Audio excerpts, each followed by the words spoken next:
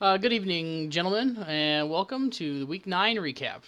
This week's top score and biggest blowout, Drew's Run CMC takes down Lee's Tanking for Golf 131.74 to 103.1 by a winning margin of 28.66 points. Hey, there's that Christian McCaffrey guy again. 39.1 points this week to keep the scoring train going. CMC has now scored 28 points or more in 6 of the 8 games so far. Drew also got 26.5 points from Tyreek Hill and double-digit games from 4 other players. Drew's currently averaging about 138 points per game, so if you plan to beat him, that's the number that you're going to need to be hitting. Well, we're fucked. Lee got 21.5 points from Dak Prescott, 17 points from Carlos Hyde, 16.4 points from Mark Ingram, and 15 points from Brett Maher. Adam Thielen's injury early in the Vikings game led to him having a 0-point day versus Kansas City. Besides that goose egg, Royce Freeman only put up 1.9 points in your flex. You had 19.1 points in Mohamed Sanu sitting on your bench that you could have used, but it still wouldn't have been enough to catch Drew. This was Drew's 10th high score all time. With the win, you moved to 6-3, one win behind the trio of gentlemen at 7-2. This week's closest matchup, Pope 2.0's Pew Pews holds on for the upset win over my Melvin Gordon Bombay, 122.8 to 118.9, a 3.9 point margin of victory. Pope 2 got the upset win here by getting 33 points from Mike Evans, 27.8 points from Matthew Stafford, and 21.5 points from Devin Singletary. You were able to survive the goose egg from Marquise Valdez-Scantling and the 3.5 points from Sony Michel.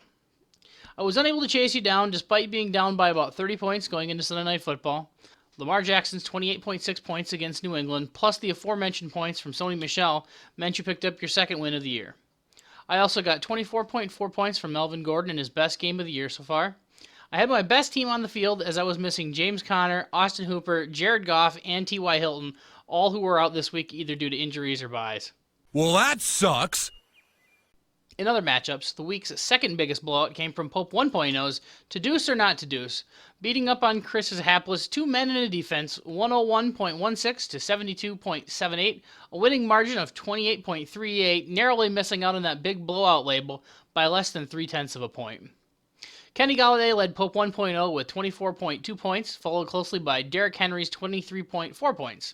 You survived Green Bay laying quite the egg in Los Angeles, as Aaron Jones' 3.4 points didn't hurt you going against the number one team in the league.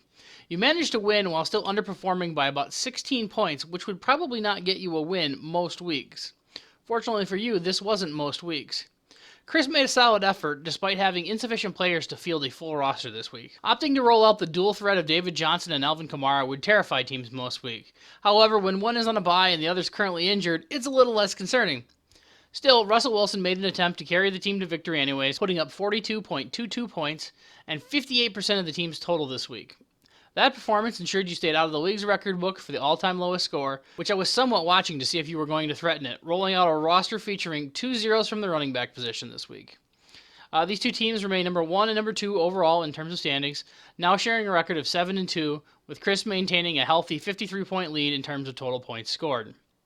And now, a quick message from this week's episode sponsor.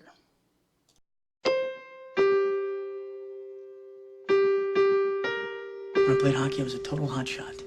Tried to take control of every game. You scored 198 goals in that season, Gordon.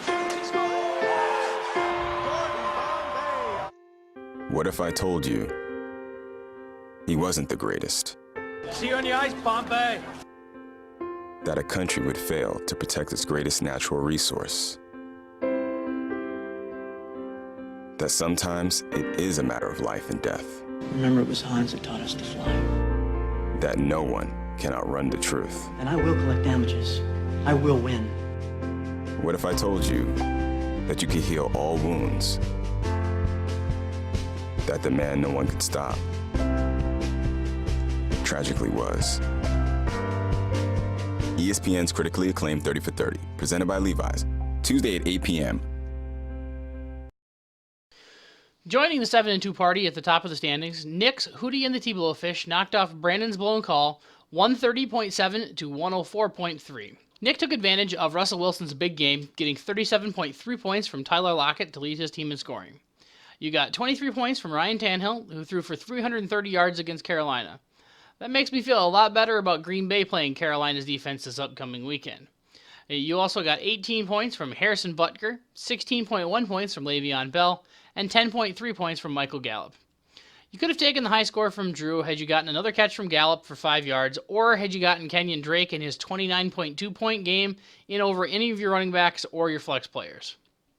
Brandon got 27 points from Josh Jacobs, who's having a very good rookie year. It's no Saquon Barkley, but he's still sitting at the number 10 position for most points scored by a running back so far this season.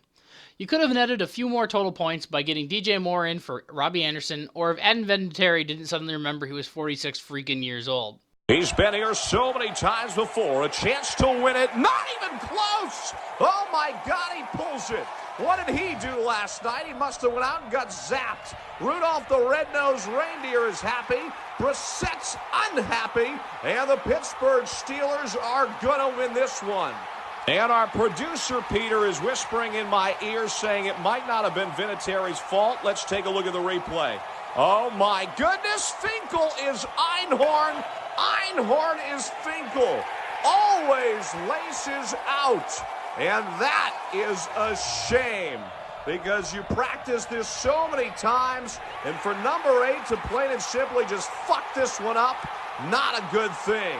Vinatieri still a candidate right now for shitbag titty fuck of the week. Stay with us. Alex's Funkle Up grabs his 10th career win, defeating Derek's Freeman Fuck Up Project 104.5 to 82.5. Alex got a pair of 20-point bombs from Zach Ertz and Emmanuel Sanders, followed by a couple of 15-point games from James White and Philip Lindsay. He got the win here despite losing Jacoby Brissett to an injury after he put up only 2.76 points. You nearly had your optimal lineup in, and you could have eked out a couple extra tenths of a point by subbing in Mecole Hardman for Juju Smith-Schuster. Derek got 20.2 points from Jameis Winston and 16.9 points from Ezekiel Elliott. A bit of a struggle this week from Stephon Diggs, who scored only 2.1 points on 4 yards receiving. A bit of a drop-off from the last 3 weeks.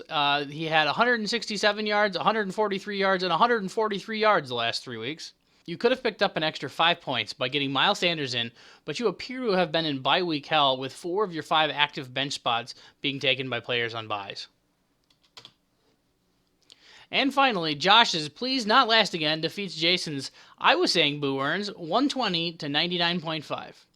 Josh got 25.6 points from Marvin Jones Jr., 21.1 points from David Montgomery, and 19.7 points from Deshaun Watson in the win.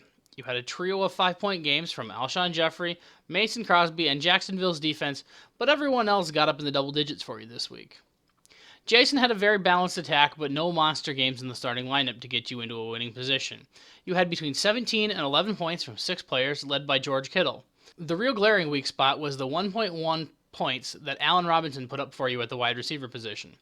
Your bench this week opted to get into the party as well, with your 5 bench players combining to put up 79.5 points, with every player scoring at least 10 points.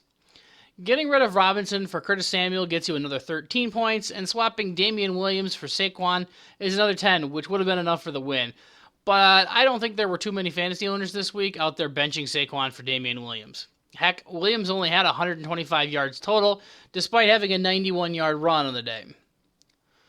This is a rare win for Josh. You normally struggle trying to play against Jason. With the win, Josh moves to 2-10 all-time versus Jason. Just a friendly reminder, the deadline to complete trades in this league is Saturday, November 9th, just a couple days from now. Additionally, the potential keeper rosters will be locking into place after Week 14, which is new this year, after the first week of the playoffs, so you got to keep that in mind. Any players that you drop after Week 14 will not be eligible to be kept, and any players added after Week 14 will not be eligible to be kept. So they have to be on your roster after Week 14, and then still also on your roster after the end of the season. Some stats that weren't already mentioned. Nick moves to 6-0 all-time versus Brandon. Chris finally has a losing record versus someone, that someone being Pope 1.0. Drew moves to 7-2 all-time versus Lee. Here is the updated playoff odds for this week, now with 4 weeks left to go. In every scenario, the top 3 7-2 teams and Drew with his massive point total at 6-3 are already locked into a playoff spot. My playoff odds have dropped a little. I felt a lot better before I lost the last 2 weeks by narrow margins. And so it comes down to that 6th spot still. The odds still favor Josh to grab the 6th seed over Derek, but there's a lot of time left for that spot to be decided. Nobody's really got a high percentage at this point on those spots. I did notice that Pope 2.0 and Brandon have almost identical odds for who will be the 12 seed and the number 1 overall in the deuce bracket. This week's wager update, no catches this week for Jake Kumaro. He's still sitting at 8 total. This wager may be the only thing going against Drew this season, as Randall Cobb had 6 catches this week on 8 targets to push him up to 25 catches so far on the season. Same as last week, Pittsburgh won this week, Cleveland lost. That gives Pittsburgh a 2-game lead over Cleveland in the AFC North standings. Unfortunately, Baltimore is still on cruise control, now sitting at 6-2, 2 games above Pittsburgh, and 4 games above Cleveland. That's it for Week 9. Good luck to everybody next week in Week 10.